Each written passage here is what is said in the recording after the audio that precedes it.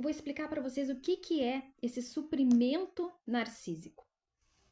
No caso do narcisismo maligno, tá, gente? O narcisista maligno, ele precisa de um suprimento. Tem dois tipos de suprimentos, tá? Suprimento branco, que a gente chama, e o suprimento negro. O suprimento branco do narcisista maligno é os elogios, é aquela. Ele quer sempre aplausos, ele quer plateia, tudo que ele tem que fazer tem que ter plateia, tudo que ele vai fazer ele precisa de elogios, ele precisa se retroalimentar desses aplausos, dessa exaltação, ele precisa se sentir no centro, ele precisa sempre se sentir no poder, ele precisa sempre se sentir o máximo. Então, esse é o suprimento branco. E ele extrai esse suprimento branco da vítima. Ele coloca sempre a vítima nessa posição do aplauso, nessa posição da plateia. Ou seja, a vítima ela está servindo a ele como a sua plateia, como o seu aplauso, como ele está sempre buscando validação, ele está sempre buscando elogios, né? E a vítima vai fazer esse papel no suprimento branco. A minha cadelinha está latindo. Tá, mas vamos continuar. Esse é o suprimento branco. E qual é o suprimento negro? O suprimento negro, gente, está ligado à perversão no narcisista maligno. Porque o narcisista maligno, diferentemente dos narcisistas clássicos, tá? Ele precisa também desse suprimento negro, tá? Porque o narcisista clássico, ele para por aqui, tá? Ele para no suprimento branco. Ele quer plateia, ele quer elogio, ele quer atenção. O narcisista maligno, ele ultrapassa essa ponte e vai para aquilo que a gente chama do suprimento negro. Tá, gente? E aí, por isso que tem muitos psiquiatras que dizem que se existe perversão é psicopata. Só que isso, gente, assim, né, tem psiquiatras que concordam com isso, eu já vi psiquiatras apoiando isso, eu já vi psiquiatras dizendo que não. Que não, mesmo que seja um narcisista e mesmo que seja maligno, ele não é um psicopata. Porque o psicopata age por objetivos e o narcisista maligno age por suprimento, tá? Ou seja, de certa forma, o narcisista, ele é um dependente emocional também. Porque ele precisa sugar a vítima. Ele precisa da vítima. Ele precisa das emoções da vítima. Então, ele também seria um dependente emocional. Tá, ok.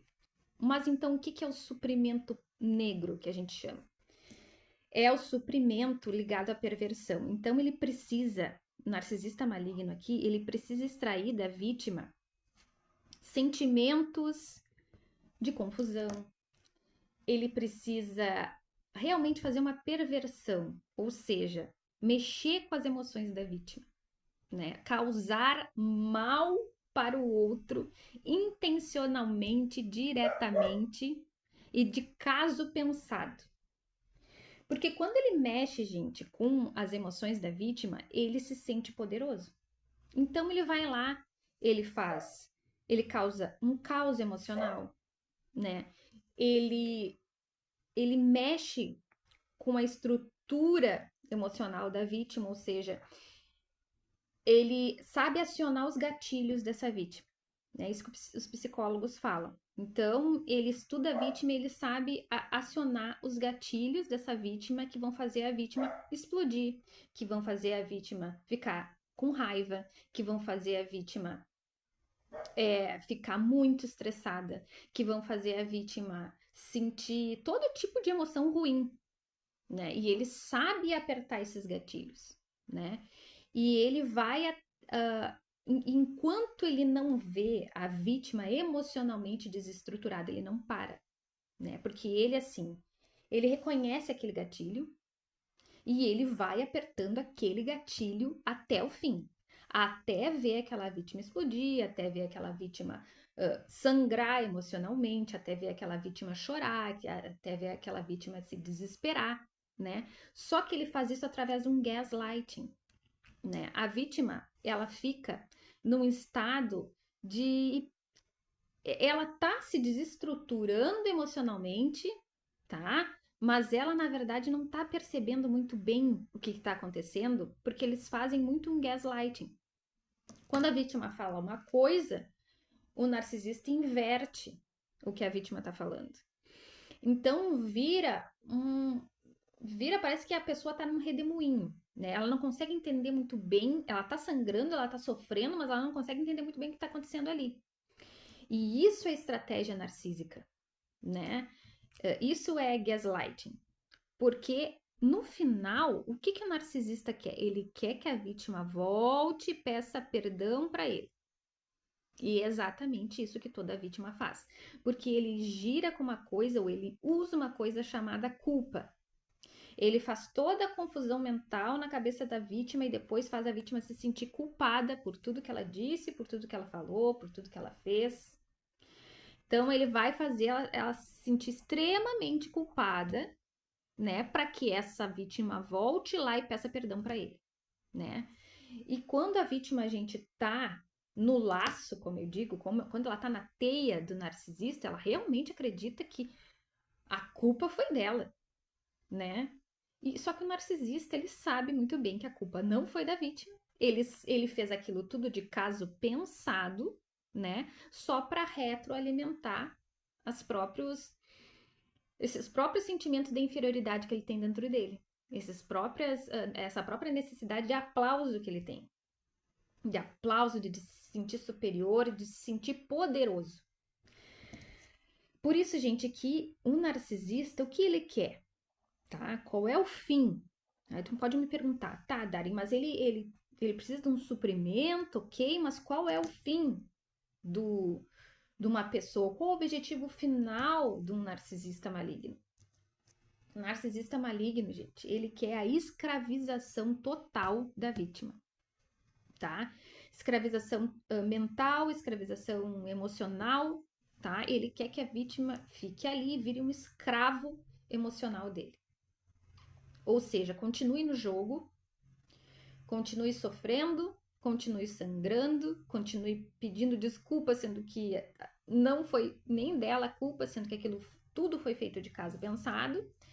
E aos poucos, né, além de causar toda essa confusão mental que o narcisista maligno causa, que, né, é o suprimento narcisista, é disso que ele se alimenta, ele quer destruir aos poucos a vítima, né? Ele quer primeiro ele vai podando tudo aquilo que ele acha ou que ele vê de bom na vítima, né? Porque isso faz com que ele se sinta poderoso. Destruir o outro faz com que o narcisista maligno se sinta cada vez mais poderoso, cada vez mais no poder, cada vez mais no controle. Por isso que a gente chama de escravização. É por isso que ele quer uma escravização. Então ele vai retirando da vítima aos poucos tudo que ela tem. Então, se ela tem uma habilidade, sei lá, qualquer tipo de habilidade, tá, gente? Ele vai tentar minar aquela habilidade por vários meios, tá? Desvalorizando, fazendo a confusão mental e principalmente por meio da desvalorização, tá? Fazendo a vítima desacreditar em quem ela é, nas capacidades dela, nas habilidades dela. Então ele vai desmoronando mesmo a vítima aos poucos, né? Ele vai distorcendo os valores da vítima, né? Porque às vezes ele vê que a vítima tem valores muito fixos, muito bem, ela é muito bem posicionada, né? Ela é muito bem, ela se posiciona, ela tem valores concretos, então ele ataca aqueles valores, né? E por quê?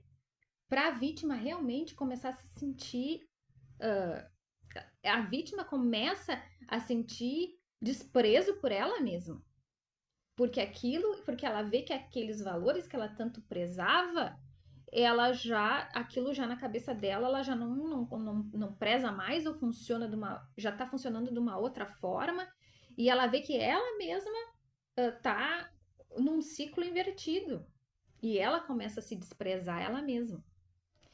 Então, gente, é um jogo muito danoso, né? Porque o final dessa vítima, se ela não acordar, se ela não sair de dentro desse ciclo emocional, né? É o fim, gente, tá? O que vai acontecer com essa vítima é que ela vai se desestruturar totalmente, E o que acontece quando essa vítima se desestrutura totalmente, né? O que acontece quando ela não tem mais, ela já não tem mais os mesmos valores, ela já não tem mais as habilidades que ela tinha, ela já não tem mais nada, ela já se descaracterizou por completo. O que o narcisista ele identifica nesse momento? Não tem mais nada para tirar daqui, né? Ela já é como se ele vocês já viram uma mosquinha numa teia de aranha, gente? A aranha suga, suga, suga, suga, suga, né? Depois que não tem mais nada para sugar, ela é descartada, né? E é aí, tá, que o narcisista geralmente descarta a vítima, tá? Mas pode ser que nunca descarte, pode, porque pode ter coisas dessa vítima, pode ter coisas que essa vítima ainda tem que ainda mantém aquele narcisista ali, né? Então, gente, é um ciclo complicado, tá? É um ciclo de muitos traumas e de muitos danos para a vítima. Então, a primeira coisa que, se você se vê em qualquer tipo de relação, tá, gente, desse tipo, é primeiro sair do cárcere emocional, tá? É o primeiro passo. Depois, né, se for possível, né, porque nem sempre é sair do cárcere físico, ou seja, cortar relações, tá, gente? Mas a gente sabe que o narcisismo, tanto quanto a psicopatia, ela é um espectro, tá? A pessoa pode estar mais no núcleo desse espectro, ou seja, com características mais fortes, né? Ou ela pode estar mais para fora desse espectro. Quanto mais no núcleo do espectro, mais perigosa a pessoa é, né? A pessoa, a gente não sabe, né? Não se sabe do que a pessoa é capaz, né? Tem algumas previsões do que um narcisista é capaz, né? A gente sabe que o psicopata, ele vai mais fundo na perversão porque ele não precisa de suprimento, né? Mas o narcisista, geralmente, ele não vai tão fundo assim. Mas, de qualquer forma, né? É um terreno muito complicado, né? E um terreno que se quer muita cautela e muita ajuda, tá, gente? Então, se você acha ou percebe qualquer tipo de comportamento desse, seja no ciclo que for, seja com a pessoa que for, busque ajuda, tá, gente? Porque é, é complicado, tá? É um transtorno muito sério, né? E tanto o psicopata quanto o narcisista não se sabe muito bem até onde eles vão, porque tu não sabe em que lugar do espectro essa pessoa tá. Tu não tem como saber. Tu não tem, entende? Tu até acha que, bom, talvez essa pessoa tenha características mais do centro, mais do núcleo do espectro. Pode, né? Ou não. Ou ao contrário, você acha que ela tem, talvez seja mais leve, mas a realidade é que não tem exatamente como saber as proporções de ação, tanto de um quanto do outro. Uma outra coisa também, gente, que acontece, que eu acho que é bem importante falar aqui, é que quando um psicopata ou um narcisista percebe que a vítima reconheceu o jogo, reconheceu o modo dele operar e tá, por assim dizer, acordando, né, saindo do sono ou saindo da hipnose, o que eles fazem? Eles começam a ter uma regressão, por assim dizer, das ações perversas deles, tá? Eles começam a ter uma regressão desses sintomas deles, né, de perversidade, por assim dizer, e de sadismo, né? Porque é um sadismo, né? Porque eles gostam de ver o sofrimento do outro. Então, o narcisista maligno, ele é sádico, mas ele começa a ter uma regressão dessas ações perversas e uma volta ao primeiro estágio, que é o estágio do agradar, que é o estágio do chamado loving bombing, né? Que é o estágio do espelhamento. Então, por quê? Porque eles não querem que a vítima acorde, eles querem causar uma confusão mental na vítima. Eles querem que a vítima continue achando que eles são aquela lá do início, do love bombing, do espelhamento, né? Então, eles querem que a vítima entre novamente no sono ou caia novamente nessa hipnose que eles fazem, né? Então, geralmente não, é sempre assim. No mínimo movimento da vítima de acordar, ou que eles percebem que essa vítima está acordando, né? Você vai ver de novo aquela pessoa ideal, seja o amigo, seja o chefe, seja o sócio, seja o cônjuge, você vai ver aquela pessoa ideal voltando. E aí é a dissonância cognitiva que a gente fala, é a confusão cognitiva, o gaslighting, né? Porque a pessoa fica perdida. Se a pessoa não sabe em que terreno ela está pisando, se a pessoa não sabe o que está acontecendo, ela fica totalmente confusa, né? Ela fica acreditando de novo, né, naquela pessoa. Não, mas olha como essa pessoa agora está se comportando bem, olha como essa pessoa agora, né, nossa, né, mudou. Não, gente, não mudou, tá? Porque essas pessoas, humanamente falando, e pela psicologia e psiquiatria, elas não mudam e esse transtorno não tem cura.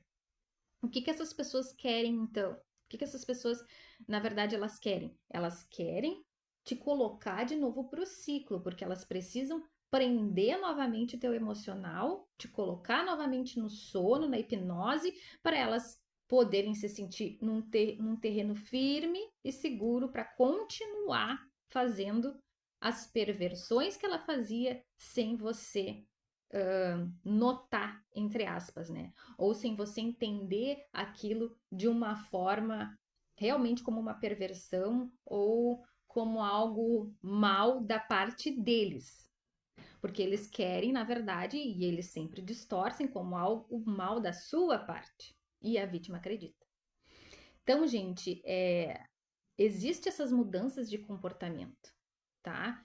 Então, se a pessoa tem todas essas características, não, ela não mudou, não, ela não vai mudar. Ela só está invertendo a fase do ciclo para começar tudo de novo, tá? Eu acho que essa é uma coisa bem importante para ser falada também. Então, gente, acho que olha aí, ó, 28 minutos eu tô falando. E assim, ó, isso aqui que eu falei, gente, é só um resumo, tá? É só o por cima. Então, eu espero que eu tenha sido clara nas coisas que eu falei aqui, né? Espero que vocês tenham compreendido bem. E, gente, se vocês quiserem saber mais sobre outros tipos de transtorno, né? É uma coisa que eu estudei bastante, então comentem aí, coloquem aí, né? Se vocês querem saber. Se vocês querem saber mais sobre narcisismo maligno, mais sobre psicopatia, coloquem aí também, tá? Porque isso aqui foi só uma pincelada. E vamos nos falando. E, bom, eu trouxe esse assunto, sei que ele é pesado, mas eu acho que a gente tá num mundo bem complicado hoje, né, gente? E é aquilo que eu disse, né? A gente precisa ser simples como a pomba, né? Inofensivos, mas a gente precisa aprender a ser astuto como a serpente. Não para picar ninguém, fazer mal para ninguém, né? Mas para aprender a se proteger daquilo que é necessário se proteger. Tá, pessoal? Então é isso por hoje. E eu vou fazer depois a leitura da história de Ana. Tá bem? Tchau, tchau. Oi, pessoal.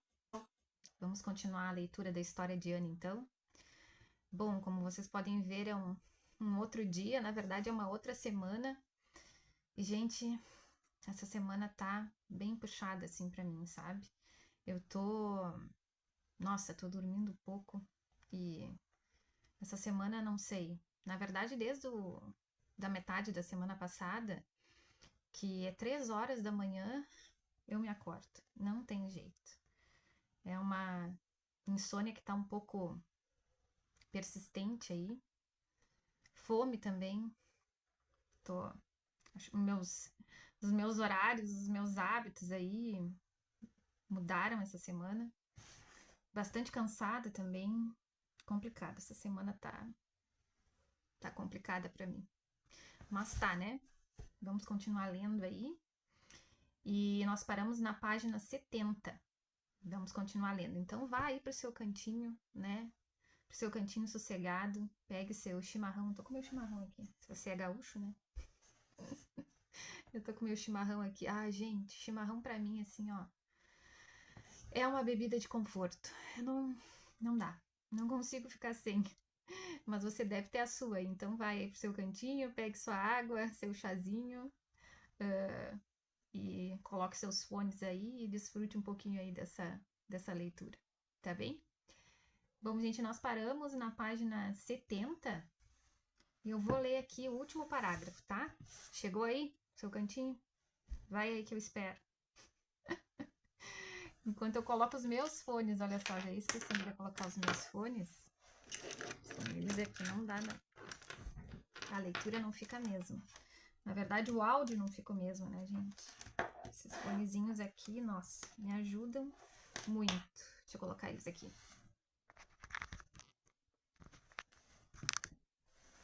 Bom, gente. Então, chegou aí? Vamos começar a ler, então.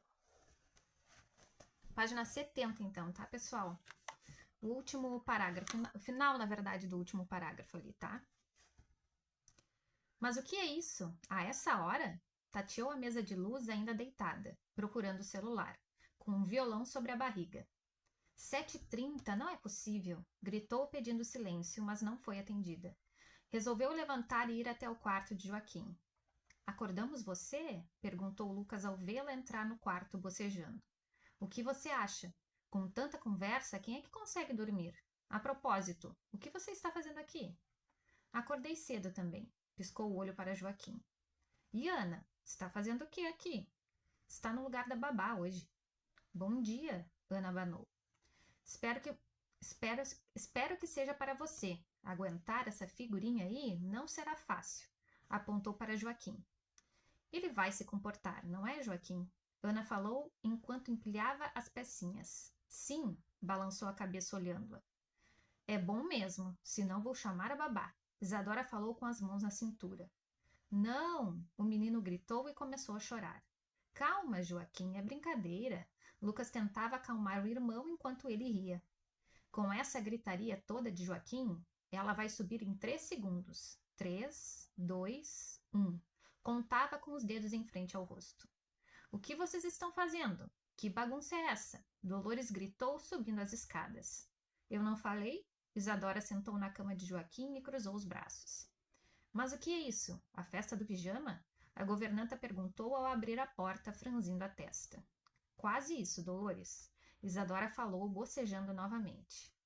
Não é nada disso. Vim aqui dar bom dia para Joaquim. Isadora também.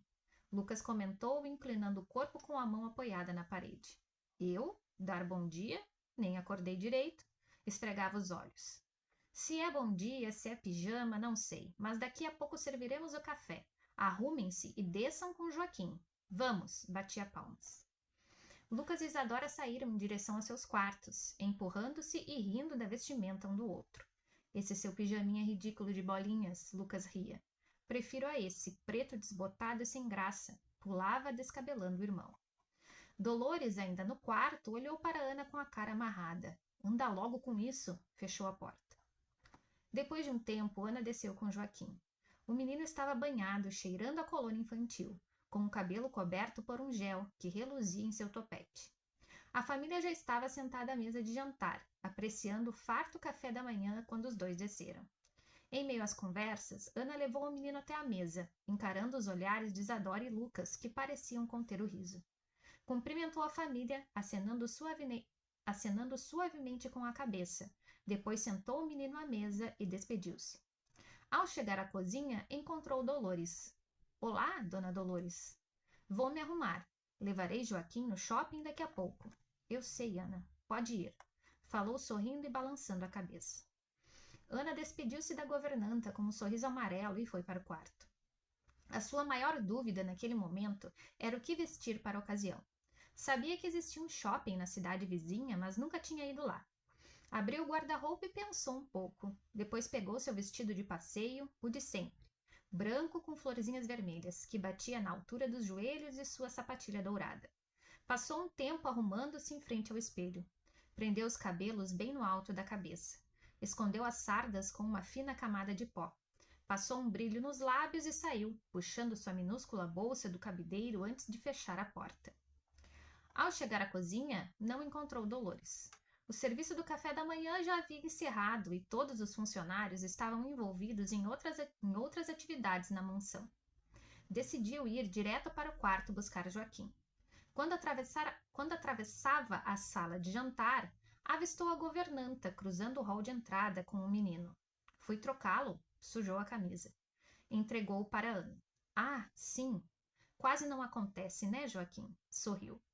Acho que vocês já podem ir. O motorista está esperando. Para onde vamos, tia Ana? Joaquim perguntou. Vamos para o shopping, Kim. Shopping? Eba! Pulava comemorando. Da escada, Lucas escutou a conversa.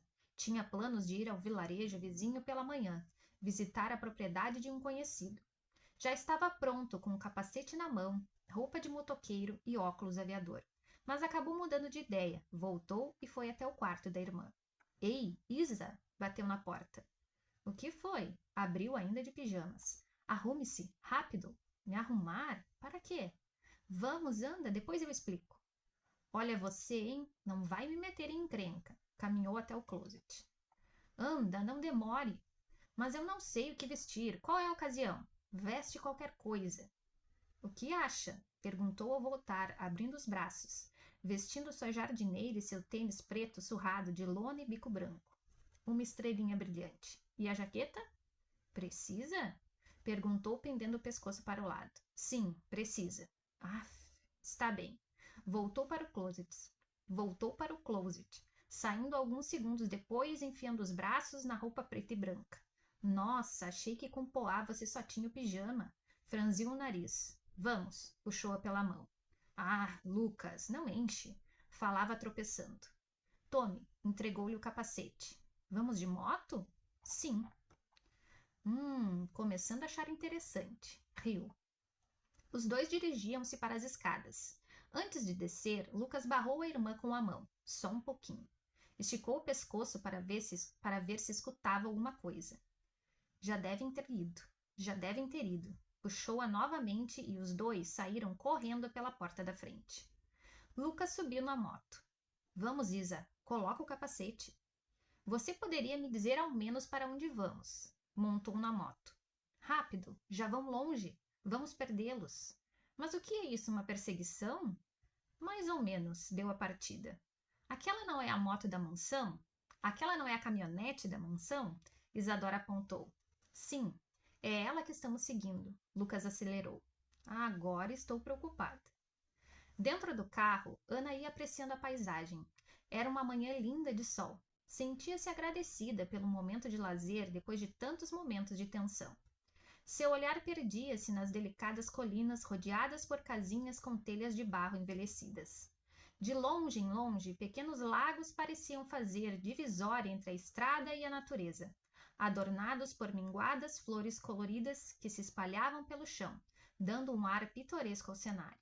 Ana ia escutando em seus fones uma suave melodia que parecia combinar com a vista enquanto Joaquim brincava com Alfred. Mas, de repente, um som despertou a atenção do menino, que esticou o pescoço e olhou pelo vidro traseiro. É o Mano! Deu um grito, apontando para a moto de Lucas. Mano? Ana tirou os fones. Ali, na moto, é ele! Joaquim gritava eufórico, balançando Alfred para todos os lados e acertando-o em Ana. Sim, é ele! Falou surpresa ao olhar pelo vidro traseiro, defendendo-se das bordoadas do ursinho. Ao ver que o menino tinha percebido que o seguia, Lucas acelerou ainda mais a moto e parou ao lado da janela de Ana, fazendo sinal para que abrisse. Vou puxar a fila para o shopping, falou, levantando brevemente a viseira e ultrapassando a caminhonete. Segue o mano, tio Antônio. Joaquim pedia aos gritos para o motorista. Você contou para Lucas que iríamos ao shopping, Joaquim? Ana perguntou, tentando contê-lo. Eu não, mas ele sabe de tudo. Continuava com as mãos para cima, sacudindo Alfred para todos os lados. Você ainda vai despedaçar esse ursinho, Kim, falava rindo. A cidade mais próxima à mansão ficava a cerca de meia hora e se chamava Refúgio. Era uma pequena cidade, muito bem estruturada, com um vasto comércio e singelas feirinhas que se espalhavam pela parte central, dando um típico ar interiorano. O shopping ficava bem no centro, imponente e com um vasto estacionamento. Do outro lado da rua, era possível ver uma ponte em formato oval que passava sobre um pequeno lago. Era parte de uma praça que tinha charmosos banquinhos brancos em estilo francês, com o nome de Praça do Descanso, muito frequentada pelos moradores. Lucas e Isadora foram os primeiros a chegar. Quando seu Antônio parou no estacionamento, os dois esperavam sentados no meio-fio. Ao avistar o irmão, Joaquim saiu correndo e se atirou no colo dele. Mano, não sabia que você ia vir. Falava, espremendo as bochechas carnudas do irmão. Nem eu, ria tentando desviar-se das mãos dele. Também estou aqui, hein? Isadora apontou para o rosto pedindo um beijo. Ciumenta, Lucas balançava a cabeça. Que surpresa! Ana saiu sorrindo do carro. Pois é, missão de última hora. Isadora riu, olhando para o irmão. Então, vamos, pessoal. Lucas apontou para a porta do shopping. Quando entraram, Ana ficou encantada com as brilhantes luzes que vinham dos painéis. O lugar era bem amplo, com 3 andares e 2 escadas rolantes. Não conhecia aquele centro comercial. Tinha ido poucas vezes àquela cidade, apenas para visitar familiares. Desde pequena, sua vida resumia-se à mansão e ao pequeno vilarejo ao lado, onde morou com sua mãe quando ela trabalhava para os Castil. Bom, gente, por hoje é isso. Aguardo vocês então para a próxima leitura. Tchau, tchau!